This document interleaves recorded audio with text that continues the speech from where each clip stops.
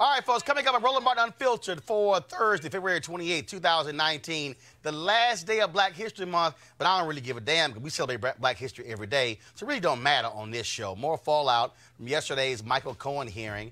Of course, the whiny, crying, red-faced North Carolina Congressman Jim Meadows says, I am not a racist, and you can't call me that. So why in the hell are you a birther?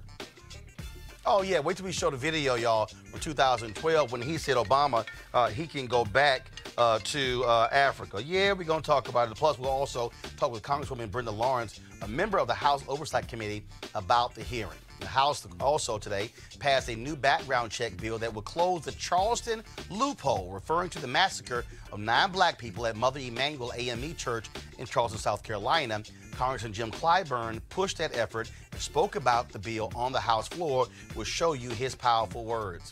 Another former police officer on trial for killing a black man, this time in Florida. And once again, the cops' account of the shooting is contradicted by a recording of the incident. Wait until we tell you about the case of Corey Jones. We covered this when it initially happened. And this cop, off duty, killed his brother and made up all kind of stuff. And prosecutors say he is a murderer. Donald Watkins Sr., folks, is a well-known attorney in Alabama in the South, a legal scholar. But he is fighting for his life. Him and his son are on trial as we speak in Atlanta for wire fraud and bilking millions from various people. Charles Barkley testified today saying that he gave them $6.15 million and has lost it all. AL.com journalist Roy Johnson was in the courtroom today. He's going to join us live to tell us exactly the background of this case. And folks, you will be stunned. And Watkins, 71, his son, 46, they're facing a whole bunch of years in prison if found guilty. A school field trip has black 10-year-olds picking cotton and singing slave songs. White folks gonna make me cuss. Y'all, we gonna wait till we show y'all the video and we'll talk to an official in South Carolina who says this is atrocious, but it is South Carolina. And $23 billion, that's how much more is spent on white schools versus non-white schools in America. Black folks have known about these disparities in education for a long time, but $23 billion? We'll talk with the author who discovered this and other appalling facts about separate and unequal education in America. And today, my buddy Van Jones was at CPAC, and he actually said that conservatives now are the leaders behind the criminal justice movement. Van has a thing called the Love Army, where he believes in talking to people on both sides. I got a few love words for Van about this. It's time to bring the funk. I'm Roland Martin Unfiltered. Let's go. He's got it. Whatever the best, he's on it. Whatever it is, he's got the scoop, the fact, the fine. And when it breaks, he's right on time and it's rolling. Best believe he's knowing. Putting it down from sports to news to politics. With entertainment just for kicks, he's rolling. It's on go, roll, y'all. It's Roland Martin, yeah. Rolling with Roland now. He's funky, he's fresh, he's real, the best, you know he's Roland Martin now.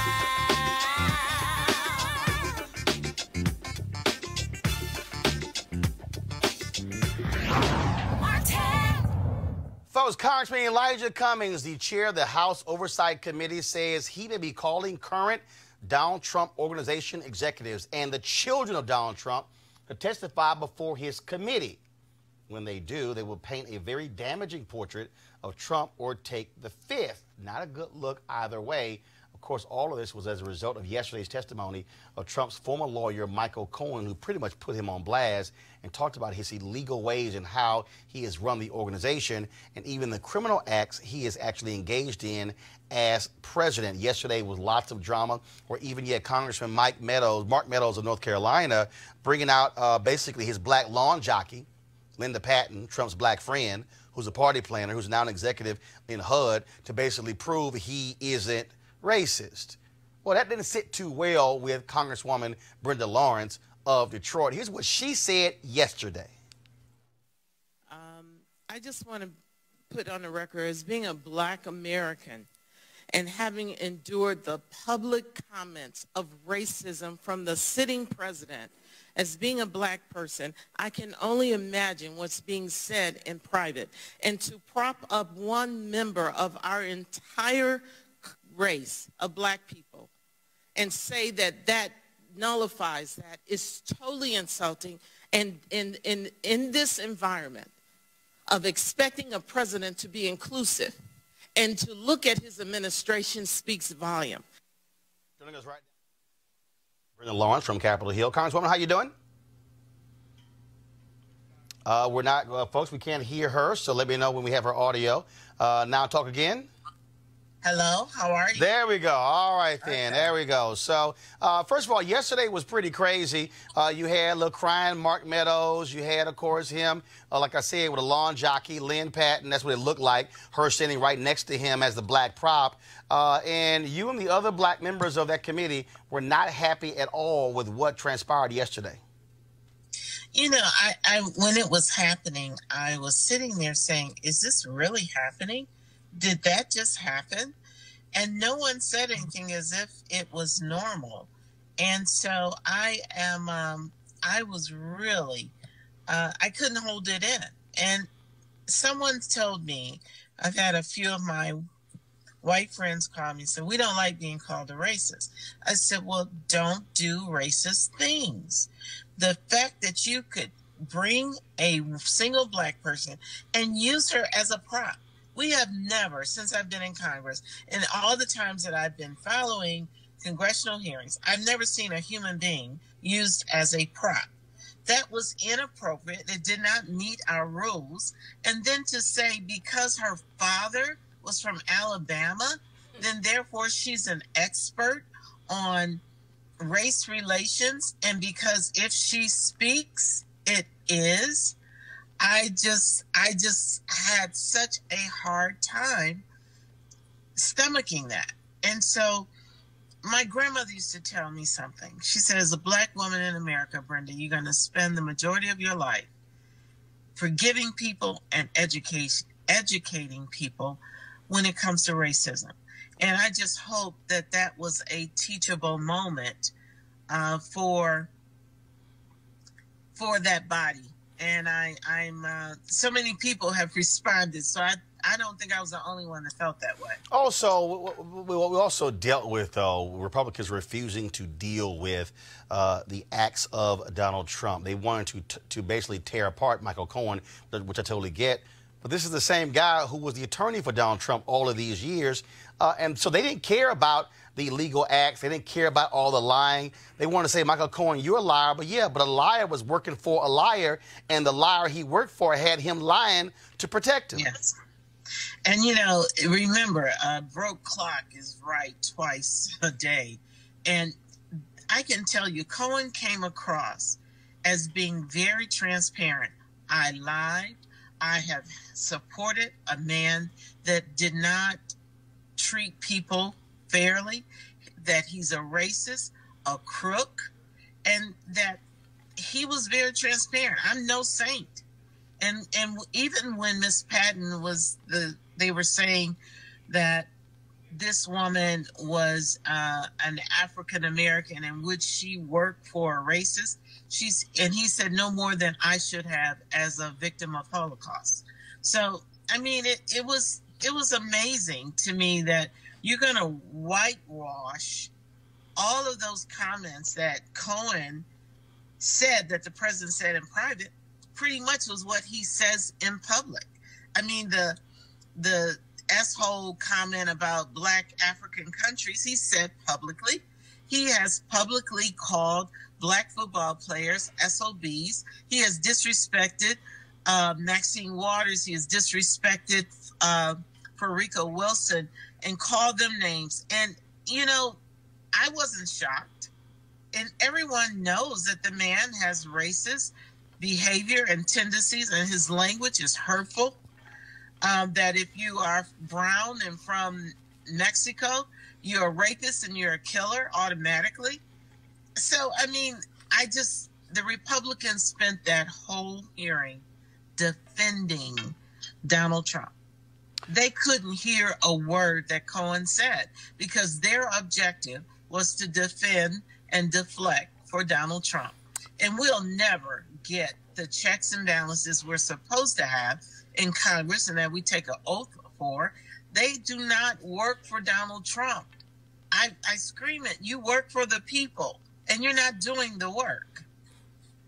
Well, now the question is this here, and that is, do you want to see the Trump Organization associates and his children before the committee you sit on, the House Oversight Committee, to answer the questions that Michael Cohen laid out yesterday, some explosive charges?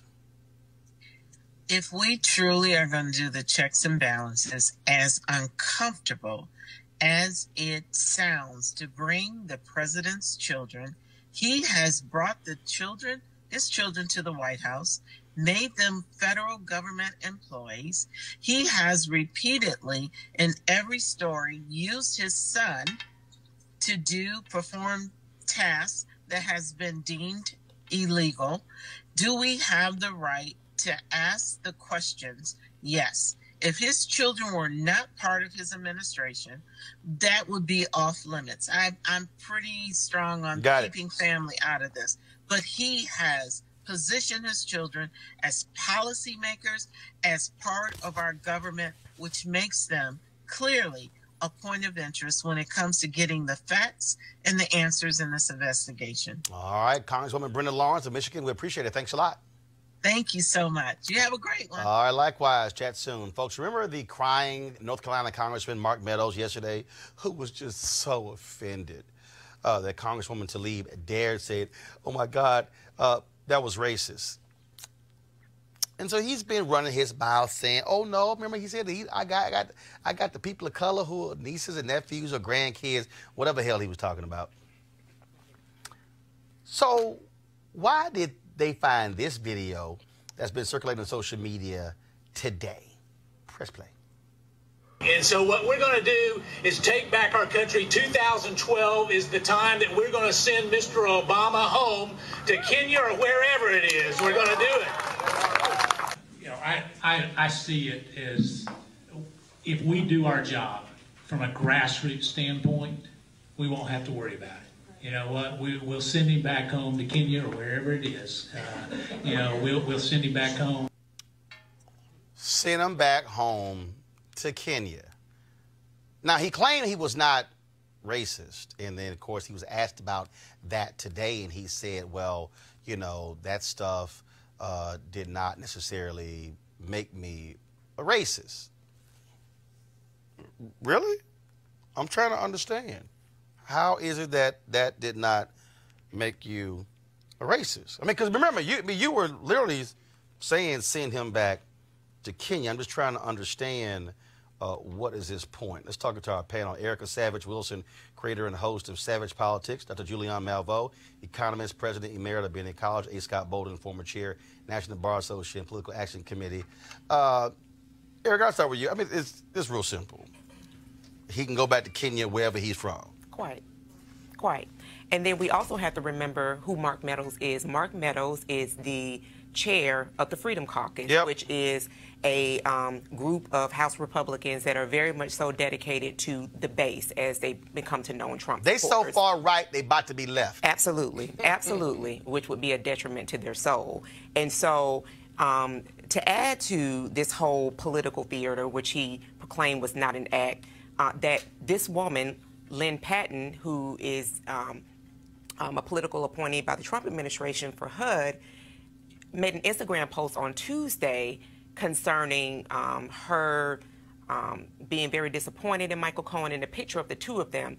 That was picked up by someone within Mark Meadows' office, and then she appeared at the hearing with her statement appearing just about word for word submitted to Congress. So when he gets very upset and he's crying, what Congresswoman Tlaib said about this being an act, a racist act, absolutely marries well with his actions on yesterday. See, it's real simple, Scott. I mean, if you were talking about birtherism, you were dealing with the issue of racism. That's what you were dealing with. Right. And so now Mark Meadows wants to, oh, no, that's not me, that's not me.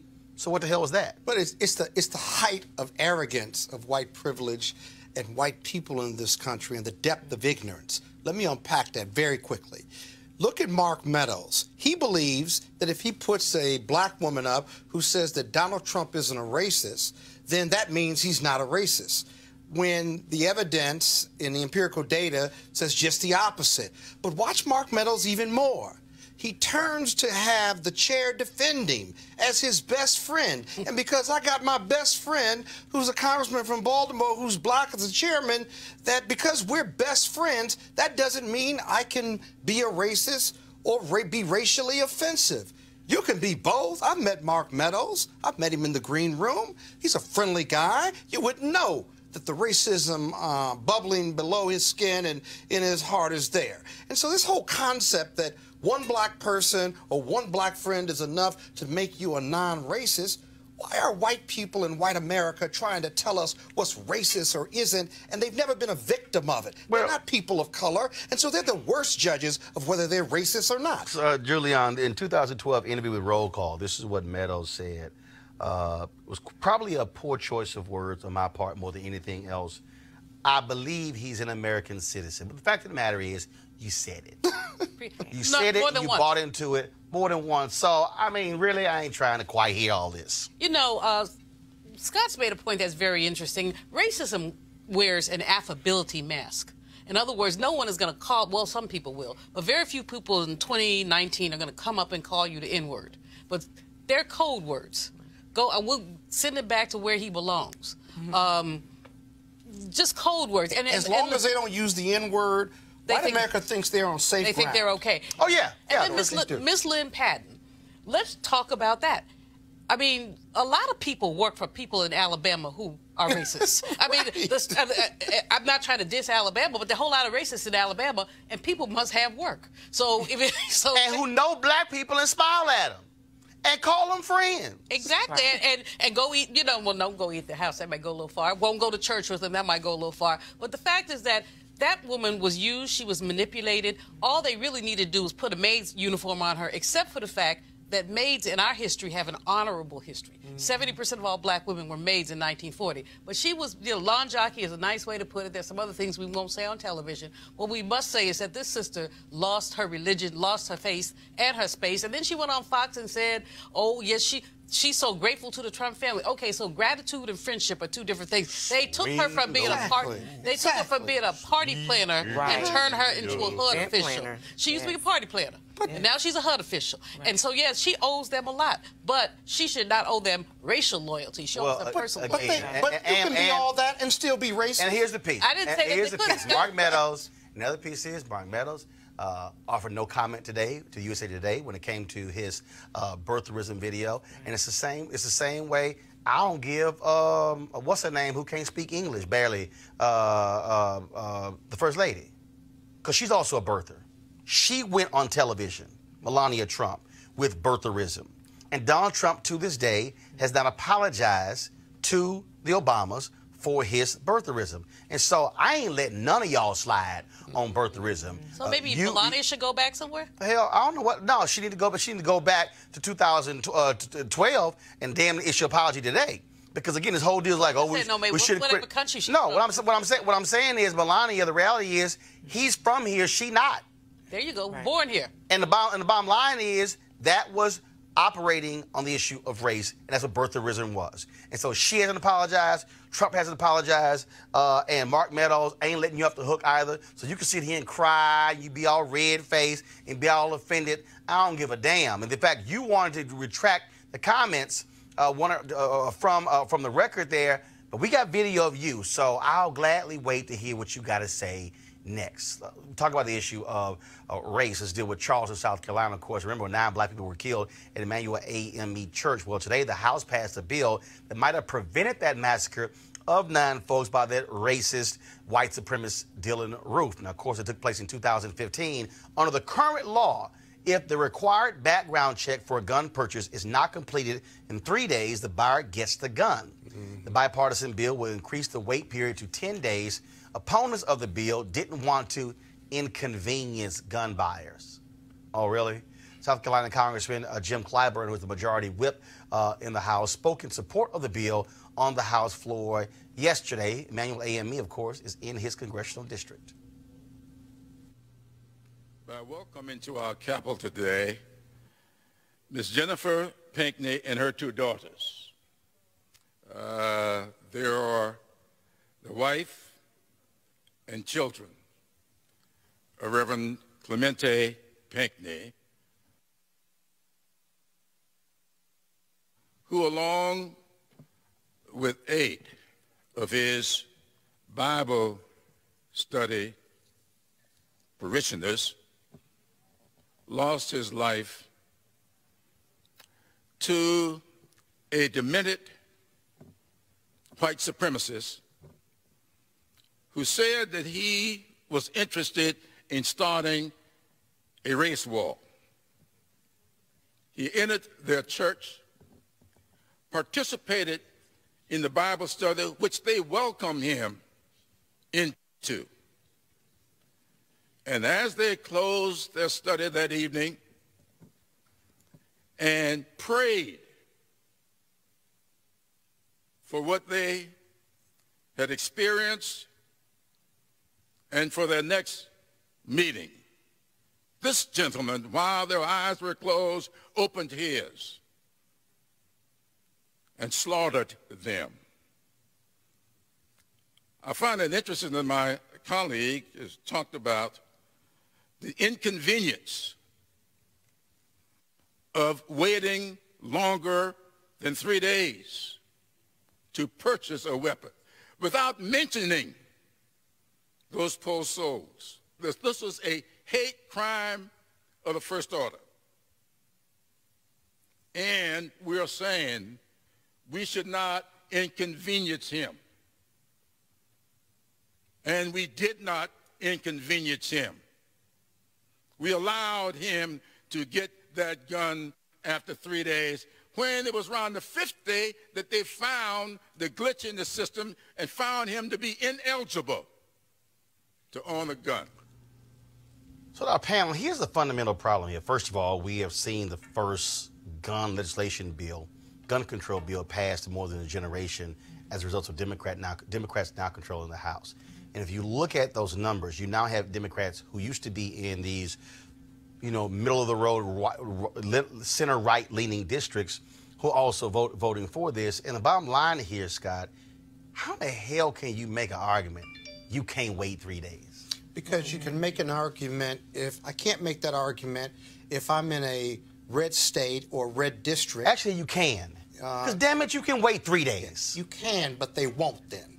They won't because they want to get reelected, and the red state Republicans who have guns, who hunt or do target practice or kill black people, unfortunately, it's very difficult for them to do it. I'm reporting. I'm not evaluating or supporting what I'm saying. I'm saying this is how the mindset is. But Roland, you know what? Between the Parkland young people and the presence of Lucy McBath on that Congress, yes, you have impetus for this kind of legislation. So, if you already have a gun... What happens when it goes back to the Senate, then? Well, I'm not talking about the Senate. Okay. Although you're absolutely right, the Senate is probably going to nix it. But what we see is basically momentum building to say every fool who wants a gun cannot have a gun right now. No one is saying you can't have a gun. Right. You just can't have a gun right now. As Congressman Clyburn said, what if they had waited the 5 days?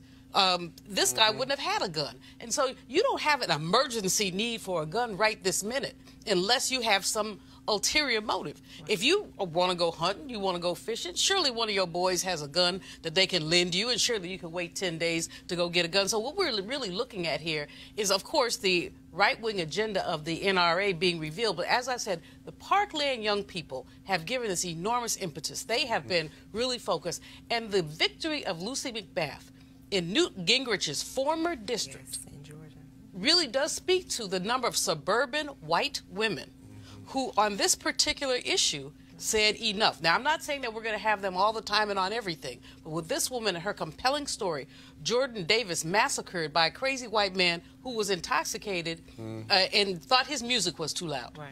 Now, if I got shot every time my music was too loud, y'all will be having many, many eulogies. But Erica, but this is where we stand, though, and this is the fundamental problem, is that what these folks have done, is they have scared people to death in terms of you should support any type of issue when it comes to getting guns. And I'm sorry, you can wait 3 damn days. You can wait. I mean, it's all kind of stuff in our society that you got to wait for. I think you can wait for 3 days to get a gun. Oh, absolutely. You can't get your passport right away. Right. You gotta wait. And that don't even take a week. Erica, don't wait. No, Erica, go. And so then to your point also, and then we also see how the Second Amendment continues to be drudged up, and of course the NRA with their powerful lobbying efforts backed by Russians continue to influence and push a narrative that waiting longer than the 3 days, which I think that they believe that that's too long, but the 10-day period would really allow for law enforcement and all these different agencies to do proper checks and balances, because had that been done, it would have been picked up that Dylan Roof had a drug charge and he was thereby ineligible to purchase a weapon. What you're seeing now, absolutely because of Parkland, because of Santa Fe in Texas, because of Sandy Hook, you're also seeing white folks finally get some damn courage on this. And I'm saying that, Scott, for a reason, because, no. I'm saying this because, again, the problem is when you talk about this notion of gun control, the reality is, and the Parkland students said it, the Parkland students have said that because they are young and white, they have been able to move this needle more than people of color. They said it. Yeah, that's true, and I hope you're right. Don't get me No, wrong. I am. I hope you're right. I ain't hope, I am. To be the case. You may believe you're right. I am. Look at Lucy Macbeth's district, right? It was a very, very close race, notwithstanding everything you said and notwithstanding everything she said, right? So this whole idea that the country's moving, wait till that bill gets to the Senate, right? Well, no. When it gets to the Senate, if it passes, you can convince me of that. Is there progress? Sure, there's progress. First of all, no. This isn't a movement yet. No. Hold on. One second. We can't ignore the reality that the Democrats added 40 seats in the House, and gun control was a part of that equation. I agree. Now, the Senate, of course, you still have Republicans in control of that. Yes, they are now about to see their lobbying effort, but we can't still act as if the numbers have not shifted, because we've actually seen a dramatic shift in the last 20 years towards more gun control, even from NRA members. Those numbers haven't. Let me just point out. We've always had the numbers that said we want smart gun control. Scott, there's a difference between 51% and 70%. That's my point. Well, I don't think that's the 20% gap. I think those numbers that you want smart gun control, are you for gun control? The majority of Americans have always said that. But there's a difference between between the majority of Americans and a supermajority of Americans. That's my point. Actually, it does. Okay, you feel good. Go ahead, Julian. But you know, the other piece of it is the NRA hegemony is being broken up.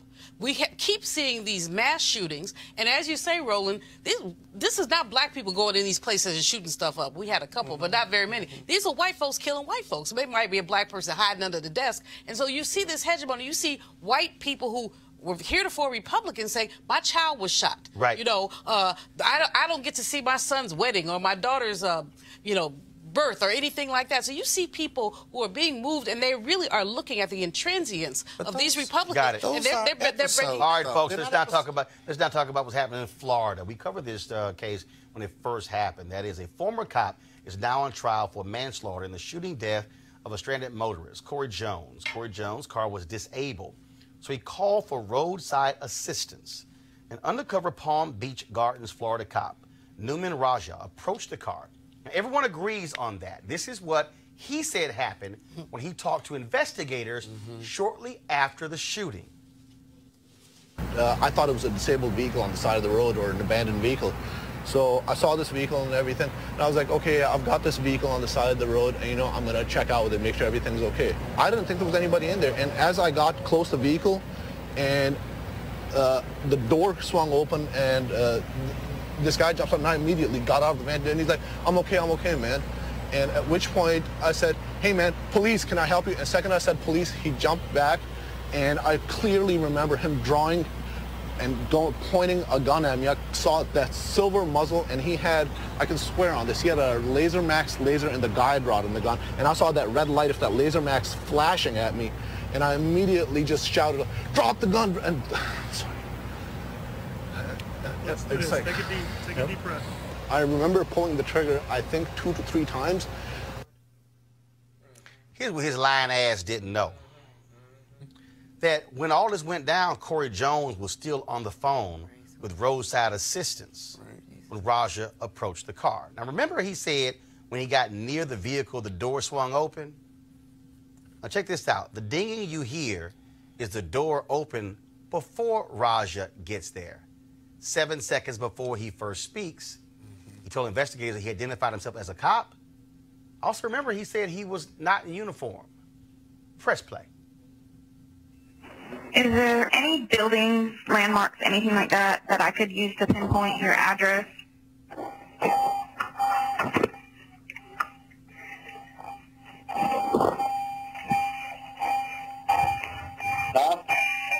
I'm good. I'm good. Yeah.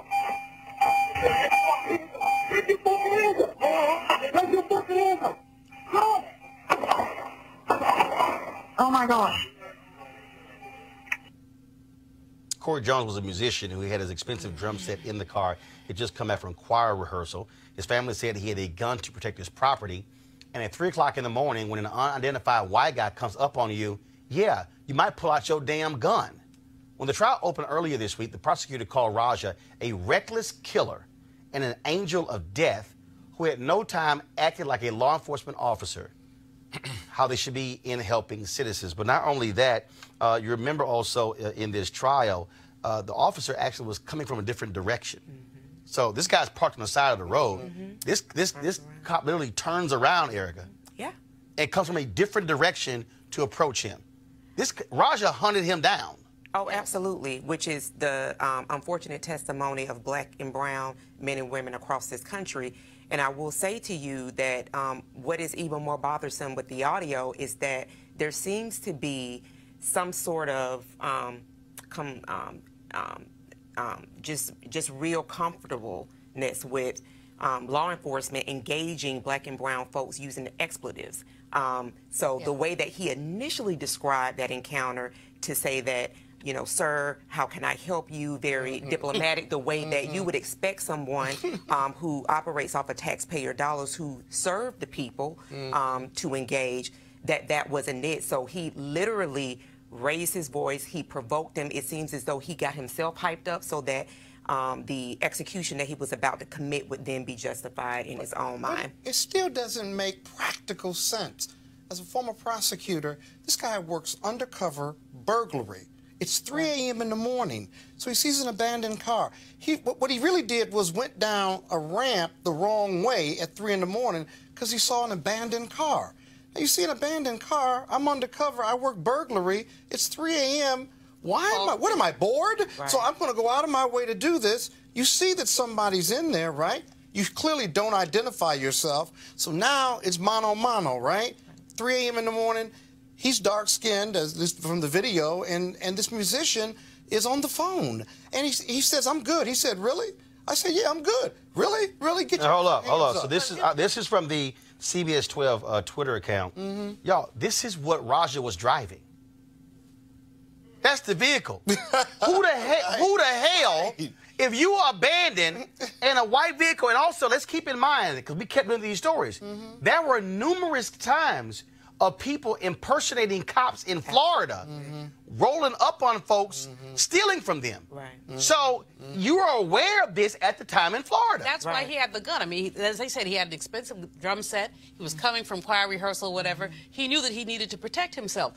This Raja, whatever his name is, he needs an Academy Award because that acting job. Oh, the crying, that bullshit? It Yeah. didn't convince me. It didn't convince me either, but obviously he needs an award because it convinced somebody. It didn't convince enough people to convince somebody. As Erica said, this is a pattern in practice of a tax on our people. Yep. And even if we could justify it, we can't justify any of it, but the use of the F word, the aggressive language, really suggests that he was not trying to help. He was trying to start some stuff. That's all he was trying to do. All right, folks, I'm going to a break in a second, but I want to do this here real quick. I got to tell you about another trial that's happening, which is actually shocking to a lot of people. Donald Watkins Sr. comes from a well-known family in Alabama, an historic family.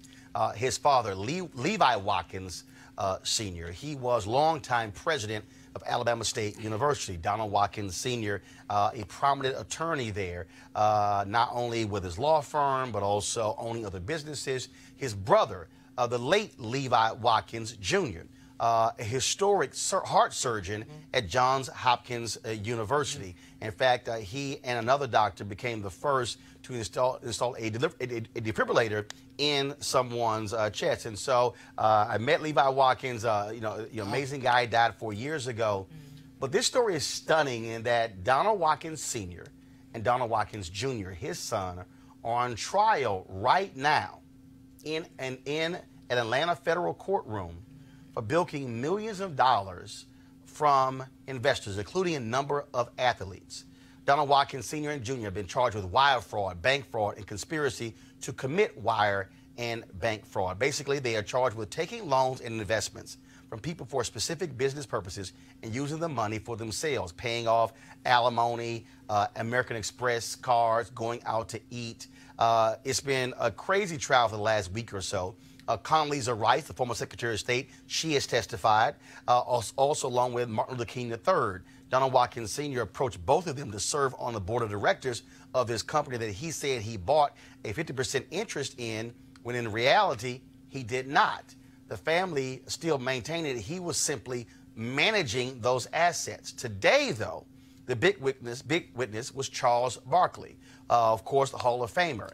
Barkley testified today that over the course of several years, he gave Donald Watkins Sr. $6.15 million to invest in this particular business. He has not gotten a single dime from that. Riveting testimony today. Roy Johnson, a friend of mine, columnist for AL.com. I was following his Twitter feed, retweeting. He was live tweeting the trial. Roy, you were in the courtroom. You have previous history with Charles Barkley, co-authoring a book with Charles as well. And again, so before we get to today's testimony, set it up because, in Alabama, in the South, Donald Watkins Sr. is a legendary trial attorney. He is certainly one of the most noted attorneys of any color, of any race in this state, and is most noted for being the attorney who was able to get Richard Scrushy off in a high-profile trial several years ago. He moved to Atlanta and has lived various places, but there's very few people in the state that do not know Donald Watkins, do not know of his family and his legacy and his children, who are very successful in their own right. And of course, he is on trial with his son, Donald Watkins Jr., who is also charged with those same crimes. I remember 15 plus years ago, almost 20 years ago. Matter of fact, I remember, I think when you were the founder of Savoy Magazine, I was a news editor, I think we did an article on Donald Watkins. Remember, he was talked about, people saying he was a billionaire. He was looking at potentially buying an NFL team and a baseball team. Yet when you look at this testimony that we've heard, it basically says, look, these guys were broke as hell, borrowing money left and right, paying for all kind of stuff, and that, he had this whole deal. Hey, he owned the bank. Then we hear that issues with the bank. He says, I wasn't even getting paid. Then he says, in this case, that he bought 50% of this waste company. Now, based upon testimony, we now see he didn't own any of it. He was just simply managing it. I mean, it is stunning to literally listen to this. And Watkins is him and his son representing themselves. I guess they don't have any money for an attorney. This house of cards unravel publicly in this trial. As you mentioned, details of some of the charges on an American Express card that was paid in part with Barkley's money. We saw Hermes, and also saw charges to a communications company that went to pay for billboards to advertise Donald Watkins Jr.'s State Farm Insurance company. Just all kinds of crazy items that Barkley said he in no way would have approved. And as you said, it's just peeking behind the curtain of what many thought was a man who was worth billions. Even Charles testified to that today, that he thought his net worth was in the billions. He was a powerful, well-known attorney who, as you mentioned, was talked about buying the Minnesota Twins and building a new stadium, talked about buying part of what was then the St. Louis Rams. So Donald Watkins has been front and foremost in some powerful circles for many, many years.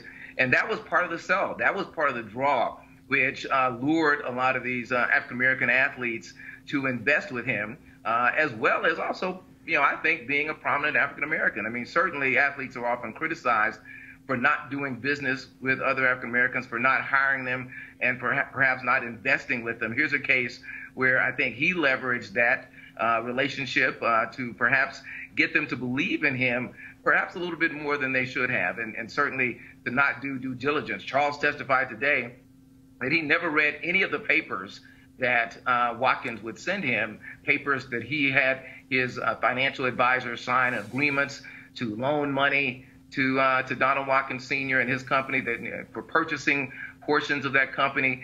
Today he said he was shocked, mad, and disappointed, but mostly mad at the things he was hearing as they were reading emails showing American Express charges and talking about the things that are alleging the things that Donald Watkins Sr. paid for. What was it like sitting in the courtroom seeing Donald Watkins Sr. and Donald Watkins Jr. cross-examining Charles Barkley about them essentially stealing $6 million from him? I mean, it had to be surreal, them talking in a third person when there are emails that's showing where, hey, can we get another loan from Charles? Can we get this? Can we get that? That had to be crazy. Well, every attorney you speak with will tell you that anyone who represents himself as a fool for a client, you're sitting there and it's almost like an episode of Tyler Perry's Have and Have Nots. I mean, the drama could not have been more scripted. And as you mentioned the word surreal, that was something that I tweeted today and texted with various friends, that it was odd to just watch Donald Watkins and Donald Watkins Jr. Represent themselves and defend themselves and ask questions that, to many observers, perhaps dug the hole deeper for them. Of course, it's up to a jury to decide exactly between what they heard and what they're going to believe. But yes, it's very odd when you see anyone representing themselves, particularly in a trial that is as scintillating as this and revealing as this, and surprising and shocking to many. Last question for you. Also, a former Birmingham mayor, Richard Arrington, has been given immunity in this trial. He also has testified. Surely black folks in Birmingham, in Atlanta, in Alabama, have to be shocked and stunned because they really look toward Donald Watkins as being a major, major success story. They're shocked, stunned, and a little saddened. Anytime someone that you believe is a success, someone who is building on a legacy of their family, anytime you see that pulled back and shown that perhaps it was all a fraud, that is disappointing. And certainly to have the former mayor, the first black mayor in Birmingham history involved, he testified that he gave loans. He loaned almost $1 million to Donald Watkins and did it through Al-America Bank, which was the bank that Watkins founded. And it was just very disappointing and saddened that someone of that ilk, that historical figure, was brought into this. He was given immunity in order to testify, and he was one of the first to talk about how he was used in this scheme. And so we'll certainly see over the next few days, perhaps even tomorrow as we have closing arguments, how this is going to turn out. So closing arguments are tomorrow? Well, they're close. They had a few more witnesses this afternoon, so I think now they'll allow the defense to put up witnesses, so we'll see how many witnesses Donald Watkins and Donald Watkins Jr. Bring forth. But we expect that there will probably be closing arguments, not so much tomorrow, but maybe early next week.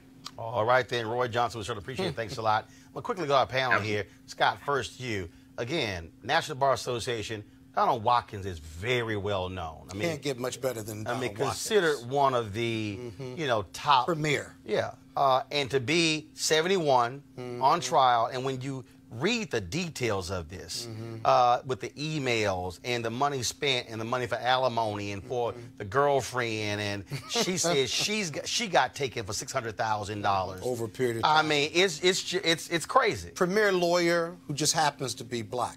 By the way, not a great black lawyer, but an incredible lawyer who happens to be black. The stealing gets good after a while, and the more you get away with it, the more better it gets, if I can say that, more better. Okay, but let me just say this. This is what's striking about this is that it's not only they're defending themselves, but what's striking is it's a simple case to prove by the SEC and the government. You take the income, the bank statements, you compare them to what the money was spent, you look at the agreements, and then you look at the testimony of people who have never been paid back, the lack of ownership, you match them up, and it's just like a pathway to the top, right? So it's going to be pretty simple. Very sad, though. Yep. Julianne, you want to make a comment? I really did. This guy is legendary. He's absolutely legendary. But one wonders what role. I was reading some of the stuff, and he's tried to play the race card in some of this. He's talked about how some white people who had stolen money had not been prosecuted. Irrelevant. But he's been. I agree with you. Here's the deal. Irrelevant. It's not just Barkley. Damon Stoudemire, former NBA player, his wife testified more than $1 million. Another brother who was the first Sierra Leone football player, $1 million. I mean, so this is black people ripping off black people, and that's what I want to say. And they tried it in Sierra Leone. They tried. No, they ripped off a developing country. Sierra Leone, a developing country, offered to build something over there. So no, all I'm saying is that we have to look at this very, very cynically, very cynically, and say stealing is stealing. It has no racial lens. Erica, real quick, go ahead. Oh, and it's just a bad day for Donald's. From Hanoi to Atlanta, it's a bad day for the Donald's. All right, folks, going to go to a break. When we come back, we're going to show you the video of some black kids in South Carolina picking cotton. Yeah, there's actually video that also got a commentary about Van Jones saying at CPAC today that conservatives are now leading the criminal justice reform movement. Nope. We'll be back on Roland Martin Unfiltered in just a moment. Hey fam, I want you to like, share, and subscribe to our YouTube channel, youtube.com/Roland S. Martin. And don't forget to turn on your notifications. All right, folks, of course, we talked about the whole issue of getting healthy and well in 2019. Many folks are trying different reasons, different ways of doing it. One of the things that I did starting the year off was with the Dherbs Full Body Cleanse. It was a great doing. It lasted 20 days, all fruit, nuts, and vegetables. And look, like I say, it was an easy way for me to be able to do it. A little tough the first few days, but also have a drink, a lot more water, all about getting stronger, getting healthier. And you have different reasons. Look, for me, it's all about getting ready for a golf season. That's what's important to me. I don't give a damn about the beach. And so I'm trying. Scott ain't got no golf game, so that's why he don't want to even have this conversation. Scott ain't got a beach game. You know that. Scott gonna wear that suit on the beach. All right, y'all. So out there, if you want to deal with the toxicity, excessive eating, processed foods, fried foods, and all of that, what you can do is, of course, try the Dherbs Full Body Cleanse. They have 27 different cleanses you can actually try as well. So what we want you to do is, we want you to go to, folks, go to Dherbs.com, Dherbs.com. Use the promo code Roland when you check out. You can also call 1-866-DHERBS, 1-866-4-DHERBS, 1-866-4-DHERBS. And again, use the promo code Roland. Like I said, they got 27 different cleansers you can try, and also weight loss systems after you go through the cleanse as well. And so we certainly want to thank them for being a partner here on Roland Martin Unfiltered. So again, Dherbs.com or call 1-866-4-DHERBS. All right, folks, let's deal with, I've been talking about this ridiculous video, of course. Yesterday, we talked about the First Lady of Virginia sitting there handing out cotton to black kids and on a tour of the mansion. What the hell is wrong with these white people? Okay, I'm telling y'all, we just might as well have a daily segment called Crazy Ass White People. Now, of course, we have this out of South Carolina, y'all. Ebenezer Avenue Elementary School in Rock Hill, South Carolina. Scott don't want to see the video, but he's going to have to see it. Earlier this month, they sent a 10-year-old school kids to experience picking cotton. Not cotton swabs, y'all. Not dealing with earwax. Damn experience picking cotton. The kids were even taught a damn slave song with the lyrics. I like it when you don't talk back, make money for me. Play this damn video. I like it when you don't talk back, make money for me. Make money, say money, money, money, money, money. I like it when you don't talk back. I like it when you don't talk back. Make money for me. Make money for me. 1, 2, 3, 4. Like it when you pick like that. I like it when you feel the sound. I like it when you don't talk back. Make money for me. Make money for me. 1, 2, 3, 4. Like it when you pick like that. Come on, come on. Come on, come on, come on. I can't watch that bullshit any longer. Parents at the school, no, because the people watching need to see it. Parents complained. The school at first defended this trip, They later apologized. Joining us right now, South Carolina State Representative John King. He said something has gone terribly wrong. John, I'm certain it ain't that damn hard to figure out. You don't have some black kids experiencing picking cotton and singing a damn song called "Make That Money." Well, you know what you're dealing with when you're dealing with South Carolina. Unfortunately, you know, I'm sad to even have to have this conversation, but it's a reality that this is something that happens not only in our school systems, but it's happening in the state capitol. And so this is a conversation that we're going to have to continue to have here in South Carolina because of the insensitive people that we elect and that we have running our school systems. So they defended it initially. They defended it. That is correct. But then there's somebody figure, what the hell is wrong with y'all? And Roland, I am out of 13-member delegation in my county. I'm the only black and the only Democrat in the whole county. We are the fastest growing county and one of the fastest growing counties in South Carolina. And where this happened, it happened in my district. And I've been very vocal against it. I'm looking to other avenues. The sad part about it is at the end, the South Carolina NAACP has said nothing. Say what? The South Carolina NAACP has said nothing. Well, I'm gonna have to make a phone call to Derek Johnson, the national president. Okay, we'll do that as soon as the show's over. What's next? Have you and others have said never ever to any school district have a field trip like this? This has been, from my understanding, and I just found out about this when this happened and it was video, but this has been going on for years. I have put in a call with the superintendent. I planned on meeting with the superintendent, not only in that particular school district. We have 4 school districts in my county. 2 of them I represent. I'm going to have a conversation with to ensure that this never happens again, that we make sure that the parents know exactly what type of field trips they're signing their kids up for. Yep. That has not been told to family members as they sign these slips to allow their kids to go on field trips. Something else that I'm fighting in South Carolina is that our school districts, and I know that this is not something we're talking about, but they don't even observe Martin Luther King Day that we have made a state holiday and that is a national holiday. They use those days as makeup days, and I've been fighting it. I've been elected for 20 years, and I've been fighting that battle for the last 6 terms of my since I've been elected. All right, then. Well, look, we're going to keep, like I said, I'm going to make that phone call to Derek Johnson and certainly have them weigh in on that. Representative King, we appreciate it, man. Thanks a lot.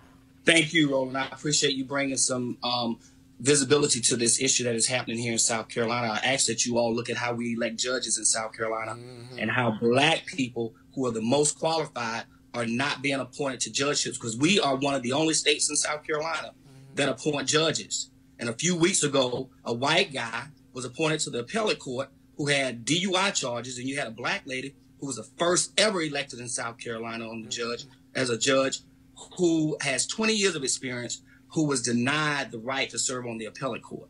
And that's why we got our kids picking cotton to experience. Exactly. Representative King, we appreciate it. Thanks so much. Very much. All right, folks, real quick. Well, I need to understand. I wanted to ask, well, what is the educational justification, of having that kind of to thing? Experience cotton. No, there has to be the whole notion. There is none. I know it's South Carolina. So you can do whatever you want to do in South Carolina to our government's public children? statement said something else. The government's public statement said that we are not about reading books, that we're about innovation, education, and being as creative and technologically advanced as possible. This was their answer. So this will go back to slavery. And so we don't just do classroom and books. We get our students out in the field. Right, in the field. You're right. And Erica, and here's the piece. Okay, okay. But here's the piece, though. This is the same state, a woman who lost in the primary, who's I'm going to defend the Confederacy. Absolutely. And then she said, well, my family really didn't own that many slaves. And then when they went back and checked, they found that her family was one of the 10 largest slave owners in the whole damn state. For sure, because we built this country for free, literally. And the other thing is, in that video, which I definitely understand was very difficult to watch, that I made myself watch, you hear the white teacher saying, I can't hear you. Right.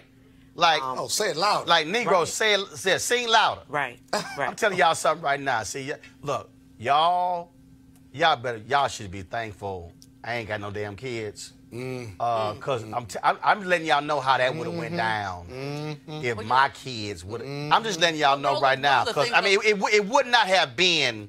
Protest. Let's just say wouldn't have been that congenial if that was the case. And so, but it's also a lesson. I gotta go ahead and say this right now. It's also a lesson to all y'all black folks watching. Y'all need to learn how to also tell your kids that if you are experiencing something foul like that, you will speak out, and I'm gonna deal with the repercussions later. They want to try to suspend you because what we cannot do is send our children to school and say, now, don't be disruptive. Now, right, don't act the fool in class.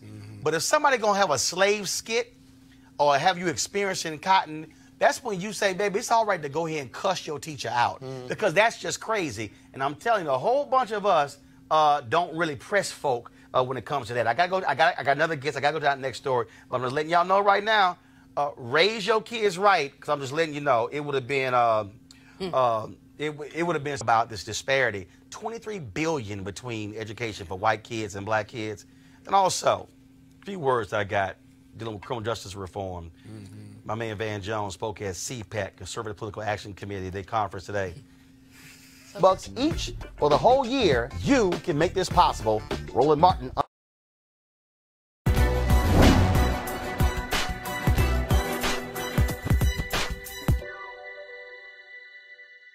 You can jail a revolutionary, but you can't jail the revolution. Black Panther Party leader Fred Hampton.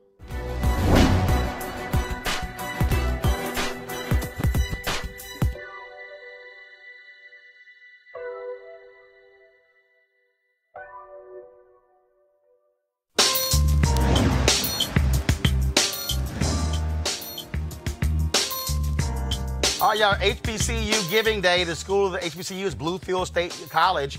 Bluefield State, of course, is in West Virginia. It is actually it's an HBCU, but it's predominantly white. And so you can support Bluefield State, bluefieldState.edu. All right, folks, calling all HBCU alumni, students, and leaders. Enter the Ford Motor Company HBCU Mobility Challenge and win $25,000 for your school. Building on their long-term support of HBCUs, Ford is looking to improve mobility in HBCU communities through innovative solutions. The winning program will receive a grant of up to $25,000 to implement their proposal. The deadline to apply is March 31st, 2019. We want you to go to FGB.Life, FGB.Life for more information and to apply. Ford goes further in our community, and we certainly appreciate Ford Cares being a partner here at Roland Martin Unfiltered. All right, folks, we talk about education a lot, not just colleges, but also what's happening in elementary school, middle school, and high school. And we know the whole issue when it comes to white schools and black schools. Well, a new study provides this real explanation. According to EdBuild, non-white school districts get $23 billion less than white districts, despite serving the same number of students. Now, let's break this thing down. Each mostly white school district spends $13,908 per student. Each mostly non-white district spends $11,982. Now, you might say, oh, that's just only a couple $1,000. But the deficit, yeah, $2,226. But notice the white districts are above the national average and the non-white districts are well below. When EdBuild looked at the poorest school districts, the white district spent $12,987, just below the national average. But in poor non-white districts, they spent $11,500 per student, way below the national average, a deficit of almost $1,500. Now, again, we talk about institutional racism, but this is an example of that. Here's the founder and CEO of EdBuild, Rebecca Sibilia, who joins us right now. Rebecca, these numbers are stark, and when you hear $23 billion, and then people go, oh, all our kids get the same education, this is proof that's a lie. Oh, it's an enormous amount of money. So when you think about $2,200 per student, what that amounts to in a classroom is $44,000. So imagine having the opportunity to provide $44,000 more in a salary to a teacher who's serving a primarily non-white school district or a primarily non-white classroom. Like, that is going to fundamentally change the game for a lot of students across the country. And when we talk about this, when we talk about funding, We're dealing with not just central office, but this goes to supplies. It goes to teachers. It goes to tutors. It goes to all other things that actually separates your high-performing schools and your low-performing schools. Yeah. I mean, you know, one of the problems with the way that we fund schools is that it's a geographically focused funding system. So where you live is going to, in essence, dictate how much money your schools are going to receive. That's why we did this study in the first place. The whole point here is that school district funding represents the vestige of everything that we have done in terms of drawing borders around people. So everything from voting borders to housing borders, that is all being reflected in our school funding system because we fund schools based on property taxes and where people live. And so there's this kind of inherent and systemic issue that we have that we're just not fixing because we're allowing local communities to keep their own wealth. And so, you know, one of the things that was striking in and of itself to us is that about half of all students in the country are attending a racially concentrated school district. There are about 12.8 million kids that are attending a racially concentrated non-white district and about 12.5 million kids attending a racially concentrated white district. That is half of the kids in the United States. We still have a very racially segregated community as it comes to our schools. When you add on top of that the fact that we're funding them based on geography, it is inherently a system that is stacked against not just non-white students, but also non-white students living in high poverty areas. So what's next? What do we do? How do we change this fundamental problem? So there was a court case that I'm sure that your panelists will know much better than I do, but it was called Milliken v. Bradley in the Supreme Court in 1974 that basically, from our perspective, reversed a lot of what Brown was intended to do. And so what Milliken v. Bradley said was that if there was a school district border that existed anywhere for any reason, that the United States Supreme Court didn't have the authority to mandate desegregation across that border. So what that did is that they made those borders then sacrosanct in terms of how we could sort students across our country. The first way to actually start to undo this problem is to separate the idea that the American people have, that the ability to self-govern your schools also means the ability to keep your own wealth. Those are two things that we have inherently linked for some reason in our education system that are two fundamentally different concepts that we can easily unlink. You can still run your own schools, you can still elect your own board and your superintendent, but you can share your wealth with your neighbors. So that's the first thing that we need to do, is just as a society understand that that we've been conflating two issues that just don't match. I think the second thing is that we have to put pressure on the states to do what they're supposed to do, which is to guarantee the right to a quality education for all students in our country. And where there are funding disparities like this, they have to do a better job of filling in the difference. But when we're corralling 10,000 non-white students into one school district and we're allowing another school district to represent 1,500 white students, the non-white voices are simply being drowned out in the state legislature too. So this is really just kind of an inherently societal problem that we need to start fixing, and it starts with the idea that we need to be sharing our wealth. All right, then. Well, we certainly appreciate it. Thank you for this study, and we'll keep pushing this issue. Thank you so much. All right, thanks a bunch. All right, folks, today the Conservative Political Action Committee opened their big conference here in the D.C. area, and Van Jones, of course, was there to talk about criminal justice reform. This was part of that conversation today.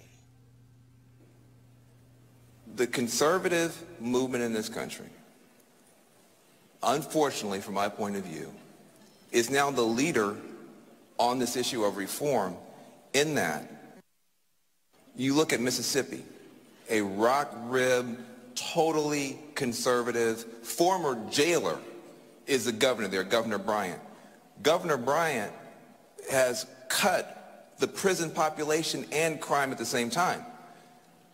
Deal in Georgia cut the prison population and crime at the same time. Rick Perry cut the prison population, prison expenditures, and crime at the same time. Ohio, South Carolina, what you're seeing now are Republican governors being tough on the dollars tough on crime and shrinking prison populations and showing the rest of the country that it can be done. Now, my problem is I now have a conservative movement that, for libertarian reasons, for Christian conservative reasons, and for fiscally conservative reasons, is actually doing a great job on what should be my issue. This is supposed to be my issue. You are stealing my issue. So,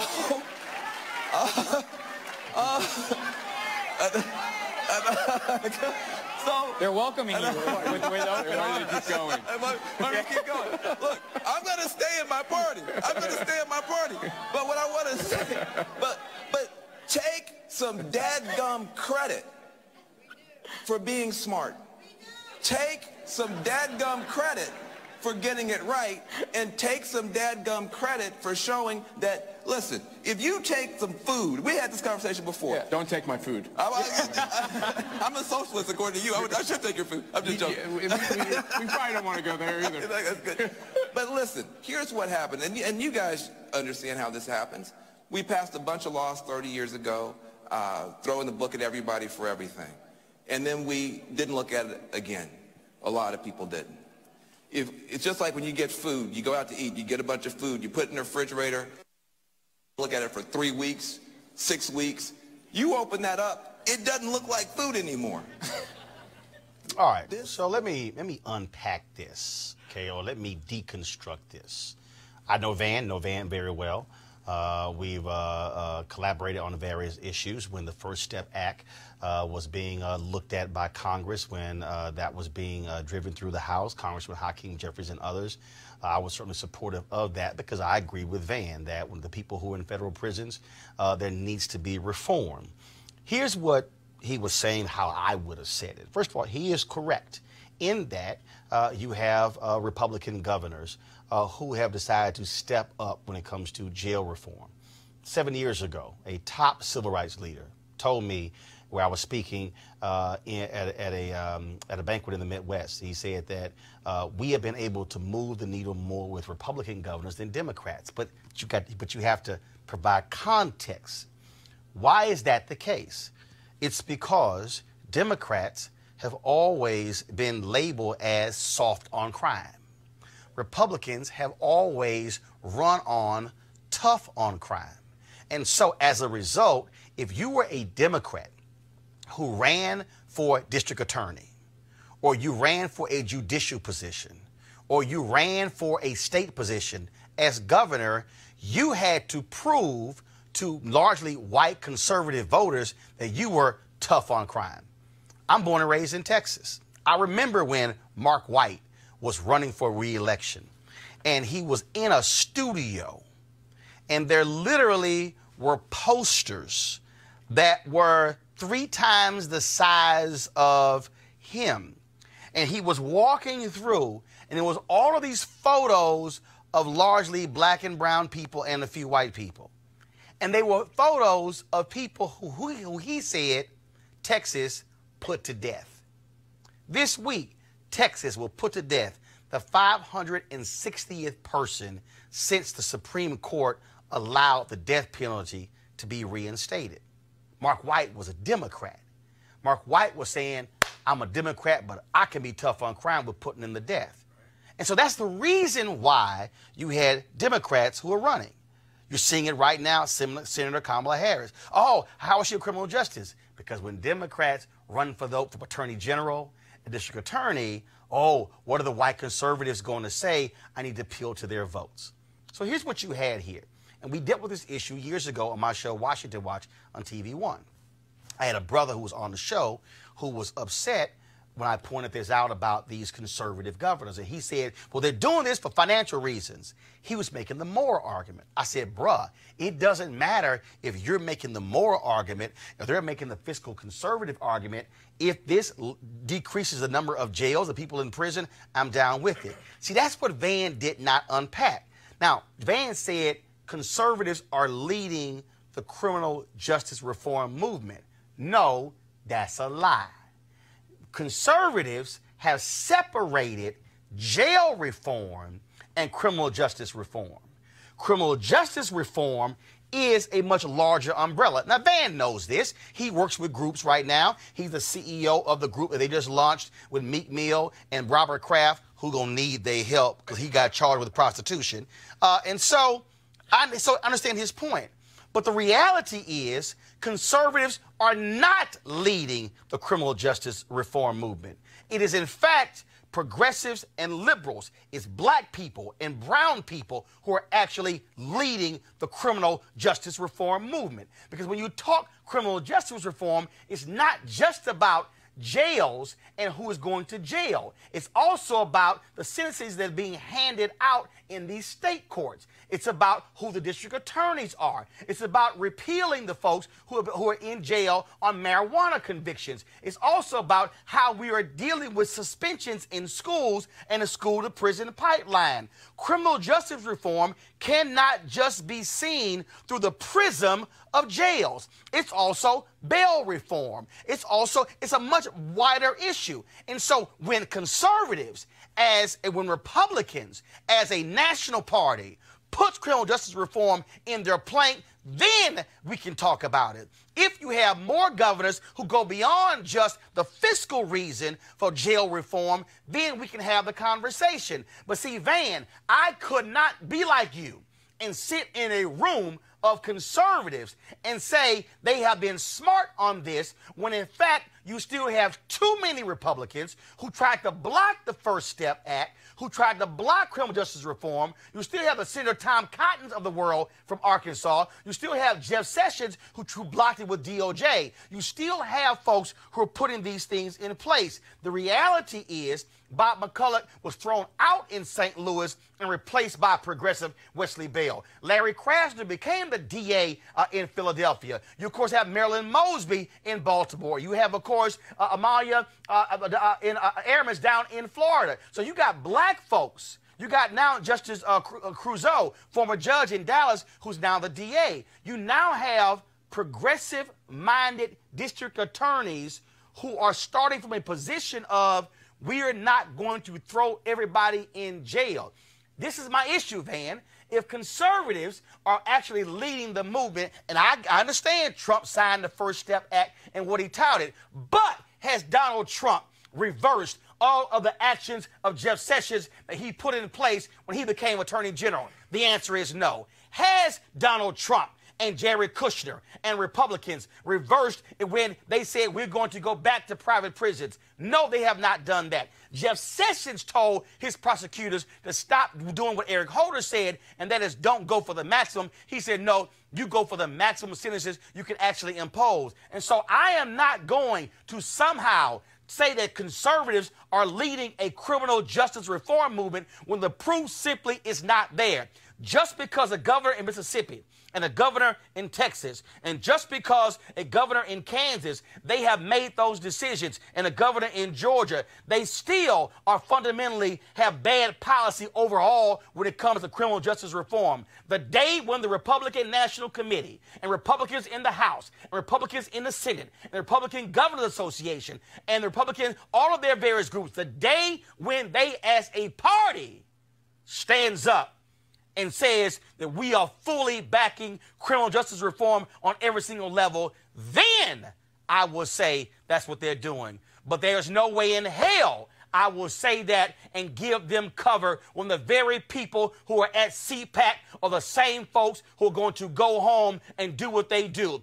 Governor Abbott of Texas, he needs to step up and pardon Crystal Mason, who was put in prison for 5 years for voting when she didn't realize she could not vote, and she lost her job, and she also had a family. Show me, please, when they are going to do more than just confront what's happening in jails. You had better deal with what's happening of throwing people in prisons, what's happening with juveniles, what's happening in high schools, and middle schools, and elementary schools.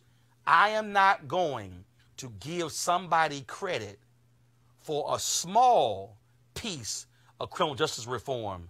No, you're going to have to do a hell of a lot more than that. Van, you my boy, but you're wrong. And you were wrong for giving them that comfort.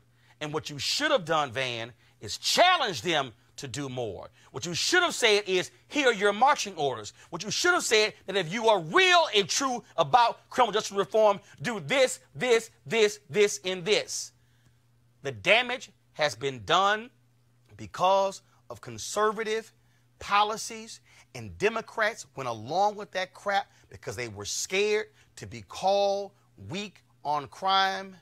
No, you are not getting off that easy, CPAC or the GOP or Trump.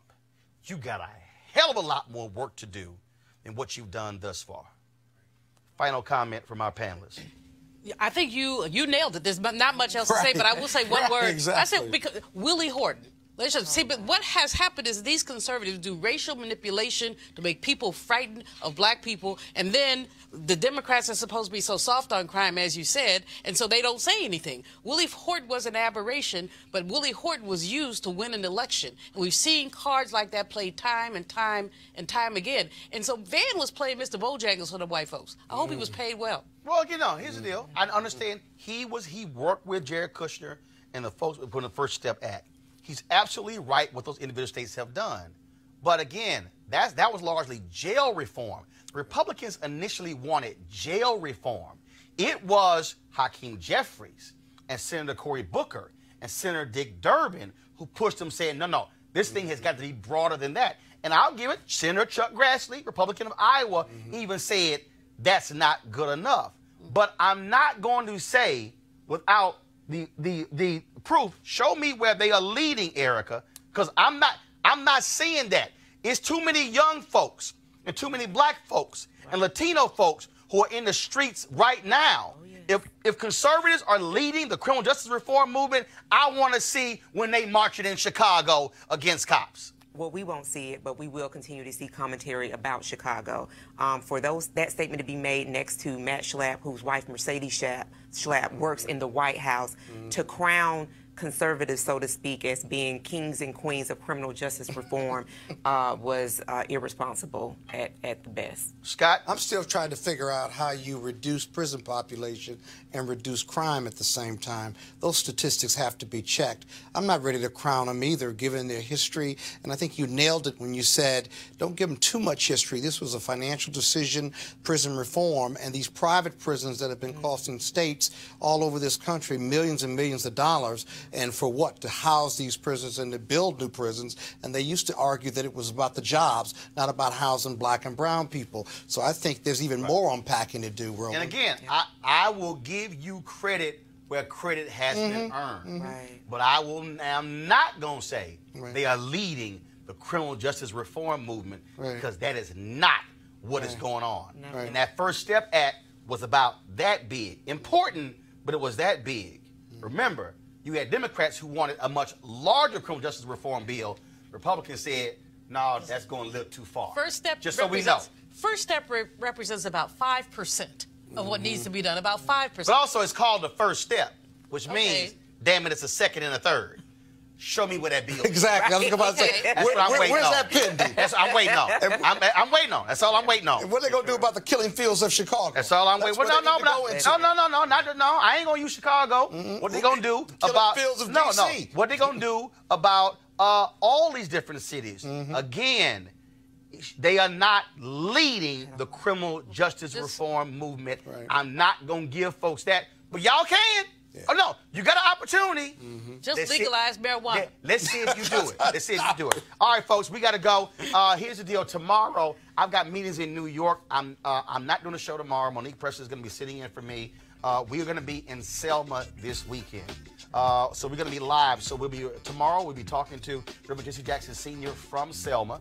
And so on the show tomorrow. But in addition to that, after our show tomorrow, Mark Thompson, he's actually leading a town hall that's taking place there at a Baptist church in Selma. We're going to be live streaming that. We're going to be streaming events all weekend.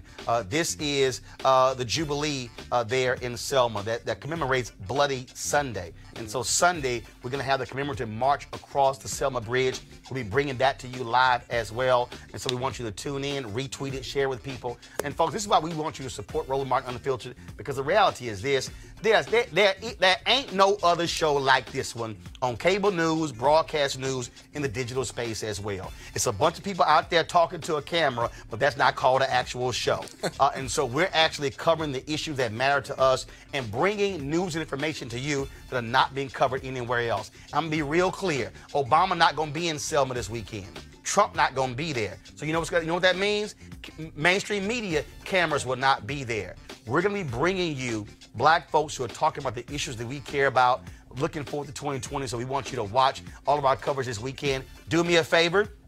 Go to YouTube, go to Facebook, go to Periscope, set your live notifications so every time we go live, you get an alert. We also want you to support what we do. We want you to go to RolandMartinUnfiltered.com, join our Bring the Funk fan club. Next week, we're going to be telling you about some different discounts that you can get as a member. 20% off anybody who members of our Bring the Funk fan club for items that we're selling. I'm going to show you what those are going to be next week. And so that's why you want to join our Bring the Funk fan club. And so, folks, it was an absolutely great day. Erica, Scott, Juliana, I appreciate it. I want to thank all our guests as well. Folks, don't forget Amber Evans, the sister in Columbus, Ohio. She is still missing with her mom on yesterday. If you missed that interview, go to our YouTube channel and watch the interview. We got to find what happened to that sister, whether she's alive or unfortunately she's passed away. Her family wants her body returned home, and so we want to keep supporting that as well. And so I'll see you guys Monday, but don't forget, we still got a show tomorrow. And this weekend, we're also going to have our encore, my interview with Spike Lee. Of course, he won an Oscar for Black Klansman, but you go to see the conversation we had before the movie came out. Y'all have a great one. RolandMartinUnfiltered.com. Join the fan club. Holla! That's your one.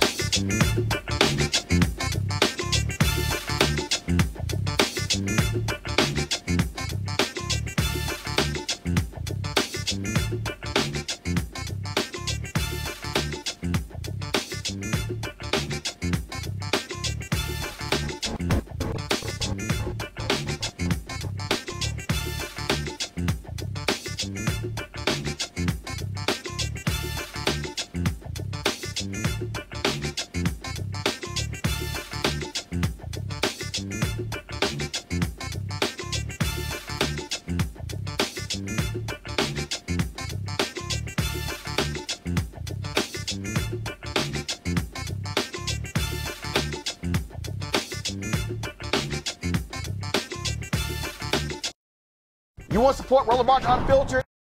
Be sure to join our Bring the Funk fan club. Every dollar that you give to us supports our daily digital show. There's only one daily digital show out here that keeps it black and keep it real as Roland Martin Unfiltered. Support the Roland Martin Unfiltered daily digital show by going to RolandMartinUnfiltered.com. Our goal is to get 20,000 of our fans contributing $50 each for the whole year. You can make this possible. RolandMartinUnfiltered.com. You want to check out Roland Martin Unfiltered? YouTube.com/Roland S. Martin. And subscribe to our YouTube channel. There's only one daily digital show out here that keeps it black and keep it real. It's Roland Martin Unfiltered. See that name right there? Roland Martin Unfiltered. Like, share, and subscribe to our YouTube channel. That's YouTube.com/Roland S. Martin. And don't forget to turn on your notifications so when we go live, you'll know it. Hey fam, want to check out Roland Martin Unfiltered, the blackest show on all of digital, cable, and broadcast. Check out our audio podcast. There's only one daily digital show out here that keeps it black and keep it real. It's Roland Martin Unfiltered. Press play.